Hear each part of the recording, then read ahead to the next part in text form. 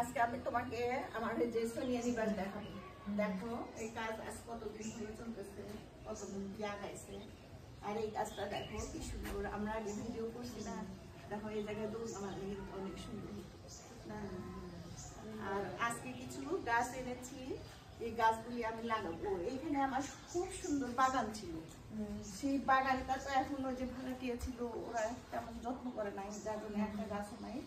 এই গাছটাই শুধু আছে। এই গাছটা আমার বাবার হাতের আম্রপালি, অনেক মিষ্টি আম হয়, বুঝছো।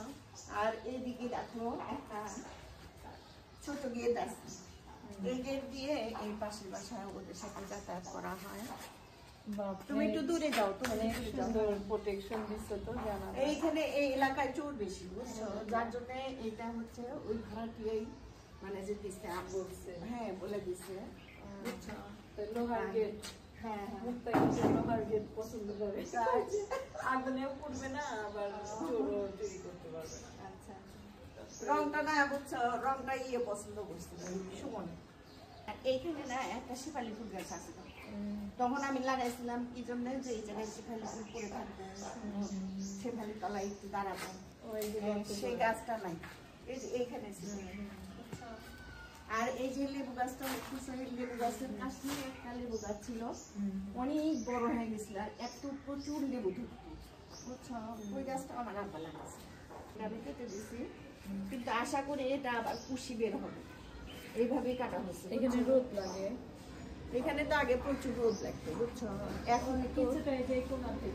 হ্যাঁ, এখন এই যে বড় বড় গাছ হওয়ার পরে, যখন আমি প্রথম বাড়ি করি তখন তো একটা গাছও ছিল না, ওই গাছের ডাল কাটে না, কাকে কাটে না, ওই মিস্ত্রি গাছটি, মিস্ত্রি সব কিছু করছে, চালটা মানে চালের ক্ষেত্রে। হেলেন দেখো আমার বাগান, বুঝছো। তো একটা থাই পেয়ারা গাছ এনেছি, ওই থাই পেয়ারা গাছটা কোন জায়গায় লাগালে ভালো হবে?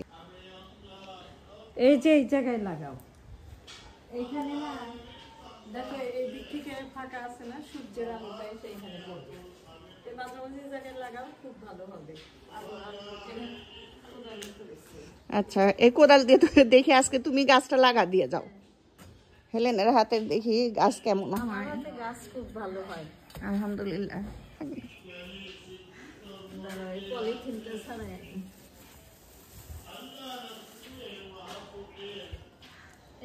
একটু কেচি দিয়ে কাটতে হবে।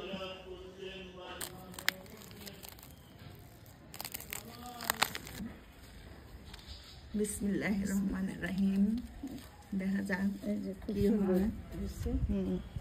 এই যে হেলেন আমার গাছটা লাগিয়ে দিল, আলহামদুলিল্লাহ। আশা করি 2-1 বছরের মধ্যেই পেয়ারা ধরবে, আর পেয়ারা ধরলে আমি আর আমার সখী আমরা দুজনে এসে পেয়ারা খাবো। সবাই দোয়া করবেন আমার গাছটা যেন ঠিক মতো হয়, আমি যেন পেয়ারা খেতে পারি, আপনাদেরকে খাওয়াতে পারি। হেলেন আবার মানে বেগুন গাছ গাড়ার জন্য জায়গা ঠিক করছে। এই যে বেগুন গাছ, এখন এই গাছগুলি ব্লেড দিয়ে কেটে ওই গর্তের ভিতর লাগাবো। তোমার গুণের কথা আর কি বলবো, বুঝছো। কিষানি, তারপরে কি রাজমিস্ত্রি না, টাইলস মিস্ত্রি, কোনো কাজ তার বাদ নাই, সব কাজে সে পারদর্শী।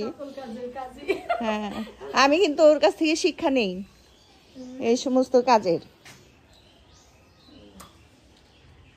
যাই হোক, ও যদি না আসতো, হ্যাঁ ও যদি না আসতো আমি হয়তো এই গাছগুলি লাগাতে পারতাম না। ফেলেন আসার জন্য আমি এইসব গাছ আমি খুব খুশি।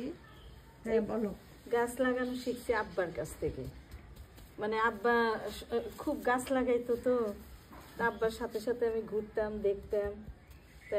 আমার আব্বাও খুব গাছ লাগাইছে, আসলে আগের দিনের মানুষ কিন্তু। আর একটা শিখছি দাদির কাছ থেকে।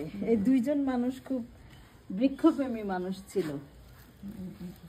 তোমার আব্বা? আমার দাদির কথা তো মনে নাই, কিন্তু আমার আব্বা খুব গাছ পাগল ছিল। সে কত রকমের যে সে হচ্ছে ভ্যারাইটিস গাছ লাগাইতো, বুঝছো। মানে আনকমন যে গাছটা, সেই গাছটাই সে আনতো এবং সেই গাছটা লাগাতো। এই আম্রপালির চারা যখন প্রথম বের হয়েছিল তখন সে এই আম্রপালি গাছ লাগিয়ে দিয়েছিল আমার বাসায়। আসলে গাছের জন্য রোদ দরকার, বুঝছো? যেখানে রোদ আছে, হ্যাঁ এখানে রোদ আছে, কিন্তু তোমার হচ্ছে দুই একটা গাছ বড় হওয়ার জন্য রোদ একটু কমে গেছে। তো যাই হোক, দেখা যাক, মনে হয় হবে। হ্যাঁ, রোদ রোদ থাকলে গাছ হবে। গাছের খাদ্যই হচ্ছে রোদ, মানে রোদ থেকেই গাছ খাবার তৈরি করে। কাজে রোদ না হলে কোনো গাছ হবেই না। এখানে রোদ আছে মোটামুটি, কিন্তু খুব একটা যে ক্ষেতের মতো অত রোদ লাগে আসলে যে আশেপাশে তোমার বড় গাছ আছে, তো এই জন্য রোদটা হয়তো পুরোপুরি ওইভাবে পাবে না। আর এই বোনার পরে হালকা একটু পানি ছিটিয়ে দিলে তাই হয়। মরিচ গাছটা লাগিয়ে দিই। হ্যাঁ, এখানে মরিচ গাছ হবে, দেখা যাক ইনশাআল্লাহ। এখন রোদের উপর সব নির্ভর করতেছে, রোদ আর যত্ন। এখানে আর একটা গাড়ি, এটা এই জায়গায় কি করবে? বালু মাটি, কিন্তু বালু মাটির তো অত ভালো গাছ হয় না। এখন তো দেখি বালু মাটিতেও গাছ হয়। এখানে কি মরিচ গাছ দিবা নাকি বেগুন গাছ? মরিচ দিই একটা। এটাও কিন্তু সাদা মরিচ দেখতেছি, একটা শুধু মনে হয় কালো মরিচ দিছে আর সাদা মরিচ আছে।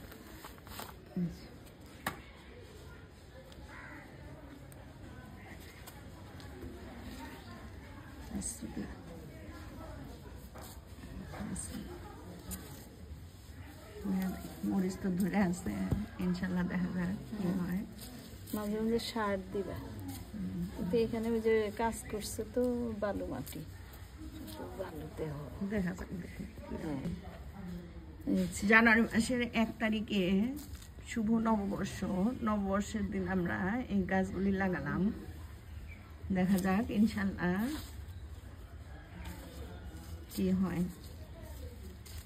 মাঝে মাঝে এসে একটু দেখতে হবে যে কি হলো, রোদটা ঠিক মতো লাগে কিনা। আসলে এখন তো কুয়াশা যাচ্ছে। এখানে হবে ইনশাল্লাহ, দেখা যাক। অনেক গাছ ছিল তো, অনেক গাছ এখানে ছিল, আমার সুন্দর একটা বাগান ছিল। গাছ লাগানোর পরে এই যে সুন্দর করে যে পানি, একটু হালকা পানি ছিটিয়ে দিলে ইনশাল্লাহ। গাছ সবসময় সকাল বা বিকাল এরকম লাগাইতে হয়।